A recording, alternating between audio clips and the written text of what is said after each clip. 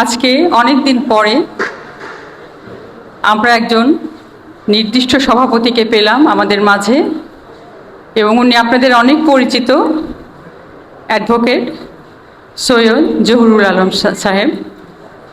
তো ওনার এখানে আসার বসার আগে ওনার সঙ্গে আমরা খুব মানবিক একটা ব্যাপারে ওনার সঙ্গে আমার পরিচয় হয়েছে। সেটা হচ্ছে উনি হঠাৎ একদিন ফোন করে বললেন যে ম্যাডাম আপনার প্রতিষ্ঠানে 2টা সেলাই মেশিন দেব।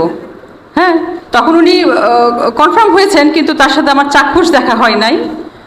তো আমাদের প্রতিষ্ঠানের একজন ছাত্রী এবং একজন আয়াকে উনি 2টা সেলাই মেশিন দিলেন। মানে আমি খুবই খুশি হয়েছি এবং অন্তঃস্থল থেকে এবং তাদের পক্ষ থেকে আমি ধন্যবাদ জানাচ্ছি, কারণ 2টা পরিবারে অনেক উপকৃত হয়েছে। তো এমন একজন মানুষকে আমরা পেলাম যে উনি উপকারের মাধ্যমেই আমাদের প্রতিষ্ঠানে হলেন।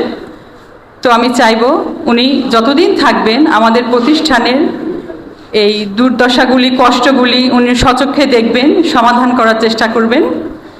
আর মুরব্বী যারা আসছেন তাদের প্রতিও সালাম থাকলো যে আপনারা আসছেন কষ্ট করে, আমাদের এটা আপনাদেরই প্রতিষ্ঠান। আমি শেষে কিছু কথা বলবো সবার কথা শোনার পর। আপাতত আমি অনুষ্ঠানটা শুরু করে দিলাম। এবং ওনার সঙ্গে যারা আসছে, আমার বজলু ভাইয়ের পদবি আমার কাছে প্রধান না, উনি আমার ভাই, এটাই প্রধান।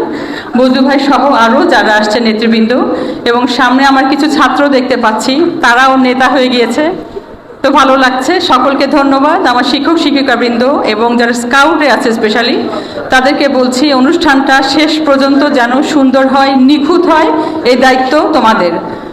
যতটুকু খারাপ হবে আমি মনে করব তোমরা তোমাদের দায়িত্বটা পালন করো নাই, ঠিক আছে? তো আবার সকলকে ধন্যবাদ। এছাড়াও কিন্তু আমাদের আজকে আছেন আমাদের অভিভাবক সদস্য, উনি আমাদের মাঝে আছেন, শিক্ষক প্রতিনিধি আছেন ফেরদৌস রহমান স্যার। তো আমরা আশা করি আজকের অনুষ্ঠানটা আমরা সুন্দর করে সমাপ্ত করতে পারবো। ধন্যবাদ।